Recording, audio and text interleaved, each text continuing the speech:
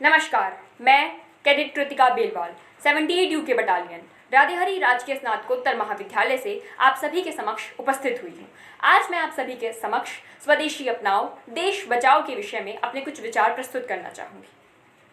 स्वदेशी अपनाओ देश बचाओ, स्वदेशी अपनाओ देश बचाओ, यह नारा हमने हर जगह सुना है, हर समय सुना है, किंतु क्या हम कभी सोच पाते हैं कि ये नारा कहीं नारा मात्र तो नहीं रह गया? क्या हम अपने जीवन में इस नारे का पालन कर पा रहे हैं? स्वदेशी अपनाओ देश बचाओ, क्या हम स्वदेशी अपना पा रहे हैं?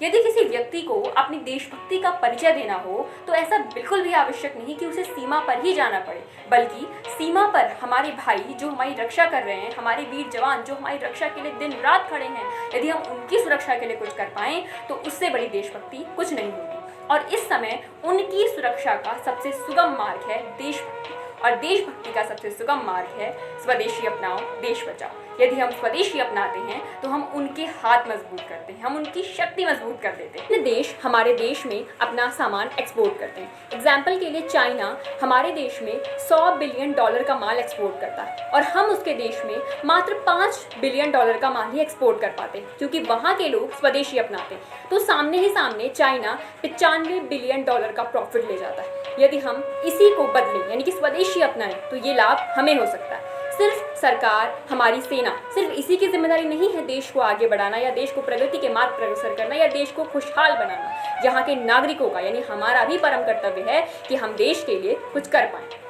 अब मैं आप सभी को हमारे देश के एक वीर जवान से जुड़ा एक तथ्य बताना चाहूँगी, जिन्हें हम हॉकी का जादूगर भी कहा करते हैं। हॉकी का जादूगर मेजर ध्यानचंद, उनके जीवन से जुड़ा एक तथ्य है।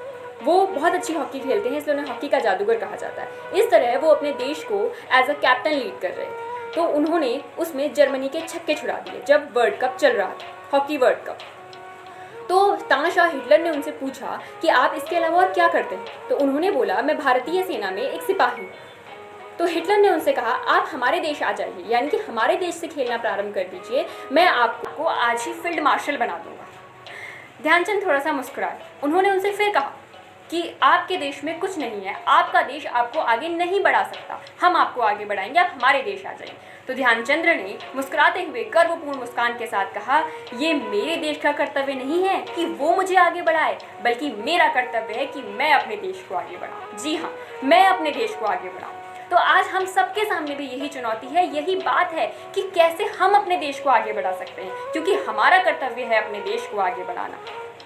इसके लिए यदि हमें स्वदेशी अपनाना है तो ये एक पहल है और हमें इसके लिए स्वदेशी अपनाना होगा, जिससे हमारा देश हमारे कारण आगे बढ़ेगा। ये कभी मत सोचिए कि मात्र मैं एक जना स्वदेशी कुछ खरीदूंगा तो उससे क्या लाभ होगा। नहीं, बूंद बूंद से घड़ा बढ़ता। यदि हर व्यक्ति ऐसा सोचेगा तो कोई भी स्वदेशी नहीं अपनाएगा और देश फिर से पिछड़ा रह जाएगा। इसलिए अपना बूंद के बराबर योगदान अवश्य दें। तो आज हम सब प्रण लें, शपथ लें कि हम अपने देश की सुख, समृद्धि, शांति के लिए जो जो हमसे बन पड़ेगा हम वो करेंगे। देश को प्रगति के मार्ग पर अग्रसर कराने के लिए यदि हमें अपने प्राण भी देने पड़े तो हम देंगे, लेकिन इस समय हमारी ज़रूरत सिर्फ स्वदेशी अपनाने को लेकर है। तो हम स्वदेशी अपनाएंगे और देश बचाएंगे। अंत में मैं अपनी वाणी को बस विराम देते हुए इतना ही कहना चाहूँगी कि मेरा तन स्वदेशी, मेरा मन स्वदेशी, मेरा तन स्वदेशी, मेरा मन स्वदेशी, और यदि मैं मर भी जाऊँ तो मेरा कफन स्वदेशी। जय हिंद, जय भारत।